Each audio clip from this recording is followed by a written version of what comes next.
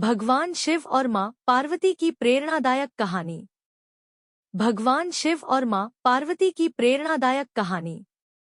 एक बार भगवान शिव और मां पार्वती हरिद्वार में भ्रमण कर रहे थे। मां पार्वती ने देखा कि सहस्त्रों मनुष्य मां गंगा में स्नान कर हर हर गंगे कहते हुए चले आ रहे थे, लेकिन सभी मनुष्य अभी भी पाप परायण लग रहे थे। मां पार्वती भगवान शिव से पूछती है कि प्रभु, क्या अब गंगा समर्थ नहीं रही? प्रभु ने पूछा, पार्वती तुमने ऐसा सवाल क्यों किया? मां पार्वती कहती हैं कि प्रभु, इन सभी मनुष्यों के पापों का अंत क्यों नहीं हुआ? भगवान शिव मुस्कुराते हुए कहते हैं कि पार्वती, गंगा तो अभी भी सर्व समर्थ है, लेकिन इन सभी ने पापनाशिनी गंगा में स्नान नहीं किया ही नहीं। मां पार्वती विस्मित होकर बोली, प्रभु, अभी तो गंगा में स्नान कर इन लोगों के शरीर भी नहीं सूखे और आप कह रहे हैं कि इन्होंने पापनाशिनी गंगा में स्नान नहीं किया। भगवान शिव ने कहा, पार्वती, मैं कल तुमको इस बात का भेद बताऊंगा। अगले दिन प्रातः बारिश होने लगी और सभी रास्ते पानी और कीचड़ से भर गए। भगवान शिव एक वृद्ध का रूप बनाकर एक गड्ढे में ऐसे बैठ गए कि मानो वह इसमें गिर गए हैं और उनसे वृद्धावस्था के कारण निकला भी नहीं जा रहा। उन्होंने मां पार्वती को समझाया दिया कि तुम गंगा स्नान कर आते सभी मनुष्यों को सुनाकर कहना कि मेरा पति इस गड्ढे में गिर गया है।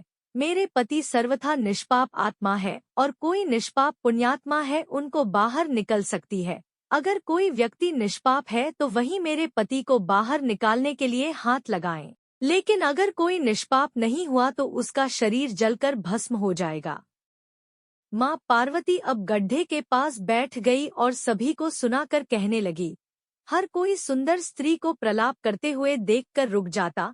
एक सुंदर स्त्री को वेदना में देख हर कोई उनकी मदद के लिए तैयार हो जाता। लेकिन जैसे ही वह वृद्ध वेशधारी भगवान शिव को बाहर निकालने के लिए हाथ बढ़ाने लगते, माता पार्वती तुरंत उन्हें टोक देती।